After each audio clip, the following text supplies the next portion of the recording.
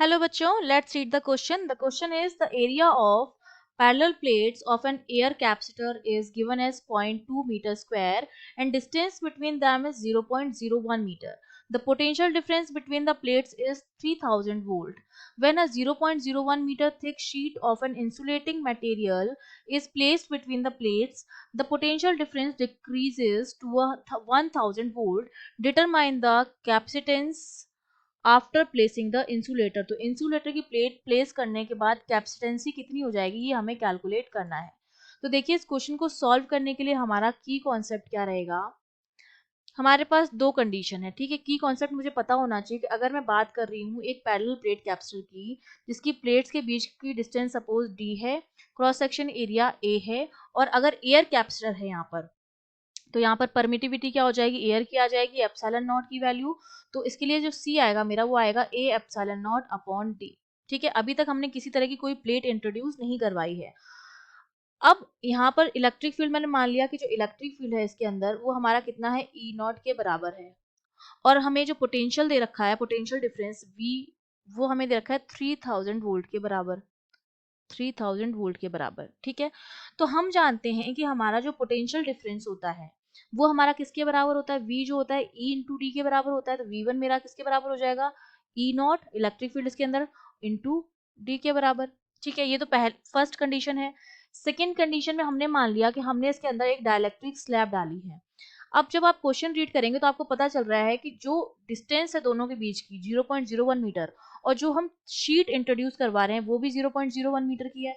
इसका मतलब हमने पूरे बीच में हमने क्या डाल दी, स्लैब डाल दी है, ठीक है। तो जो स्लैब की थिकनेस है टी, वो इस डी के क्या है, बराबर ही है।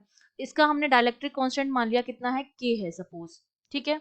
तो अब मेरे पास जो सी डैश हो जाएगा वो क्या हो जाएगा, ए एप्सिलॉन नॉट के अपॉन डी के बराबर हो जाएगा। के टाइम्स जो होता है बढ़ जाता है कैपेसिटेंस, अगर हम कोई डाइलेक्ट्रिक स्लैब उसके पूरे स्पेस में डाल दें तो वो के टाइम्स बढ़ जाती है उसकी कैपेसिटेंस।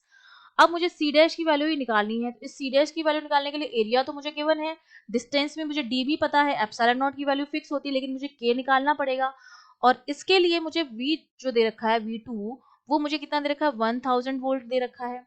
तो अगर इसके लिए मैं V2 की वैल्यू लिखूं वो कितना हो जाएगा। अब जब भी हम कोई डाइलेक्ट्रिक स्लैब डालते हैं तो पोलराइजेशन की वजह से इलेक्ट्रिक फील्ड जो होता है उस स्लैब में वो हमारा होता है ईपी, जिसकी वैल्यू जो होती है वो ई नॉट अपॉन के होती है। के टाइम्स जो होता है वो इलेक्ट्रिक फील्ड कम हो जाता है डाइलेक्ट्रिक की वजह से, और जो पोलराइज इलेक्ट्रिक फील्ड आता है वो ई नॉट अपॉन के बराबर आता है। तो V2 जो मेरा आ जाएगा वो कितना हो जाएगा, ई नॉट अपॉन के इंटू डी के बराबर आ जाएगा। ये इक्वेशन 1 मान ली मैंने, ये इक्वेशन 2 मान ली मैंने, ठीक है। अब इक्वेशन 1 को इक्वेशन 2 से अगर मैं डिवाइड करूं तो मेरे पास क्या आएगा, V1 upon V2 equals to E naught, D से डी तो आपका कैंसिल आउट हो जाएगा, तो ये आ जाएगा D upon E not upon के इंटू डी। डी से डी कैंसिल हो जाएगा, ई नॉट से ई नॉट कैंसिल हो जाएगा, तो के की जो वैल्यू आएगी वो आती है V1 अपॉन V2 के बराबर। तो V1 तो है 3000 और V2 है आपका 1000, तो ये आ गया के की वैल्यू 3 आ गई है। तो ये तो मेरे पास आ गया डाइलेक्ट्रिक कांस्टेंट। अब जब डाइलेक्ट्रिक कांस्टेंट पता चल गया है तो मैं इजीली कैलकुलेट कर सकती हूँ अपनी कैपेसिटेंसी, क्योंकि हम जानते हैं कि जो सी डैश जो मेरा था वो किसके बराबर हो गया था, ए एप्सिलॉन नॉट के अपॉन डी। सिर्फ सिंपली मुझे क्या करनी है, वैल्यू पुट करनी है। कि आ गया मेरे पास ए, एरिया हमें गिवन है 0.2 इंटू एप्सिलॉन नॉट की वैल्यू कितनी हो जाएगी हमारे पास 8.85 इंटू 10⁻⁻12 इंटू के हमने निकाल लिया है 3 अपॉन जो डिस्टेंस है दोनों के बीच की वो हमारे पास कितनी है, और वही थिकनेस के बराबर है 0.01। तो इसको जब हम कैलकुलेट करेंगे तो सी डैश की वैल्यू जो मुझे मिलती है वो हमारे पास कितनी आ जाएगी, सी डैश की वैल्यू वो आ जाएगी 5.31 इंटू 10⁻⁻10 फेरेड। ये मेरे पास कैपेसिटेंस आ गया है उस प्लेट को इंट्रोड्यूस कराने के बाद। I hope you understood well, all the best.